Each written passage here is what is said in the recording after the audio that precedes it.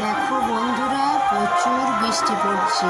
এত বৃষ্টি মানে হয়েই যাচ্ছে, কিন্তু তার মধ্যে কাঠের উনুনে কেমন ভাতটি হচ্ছে দেখো।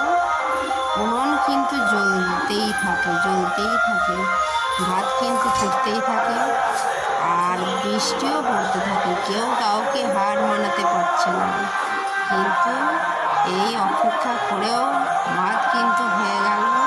আর বৃষ্টি বলছে আমিও পড়ে যাব, ভাত বলছে আমিও হয়ে যাব। তো দেখাই গেল শেষমেশ ভাতটা কিন্তু হয়েই গেল। উনুন কিন্তু জ্বলতেই থাকে, জাল দিতে হচ্ছে না, এমন একটা কাঠ ঢুকিয়ে দেওয়া হয়েছে, সে জ্বলতেই থাকছে। তো দেখো বন্ধুরা, এই টেকনিকও ভাত করা যায়, তাই তোমরা শিখে নাও, ভালো করে দেখে নাও। এই দেখো, এইভাবে করতে পারবে।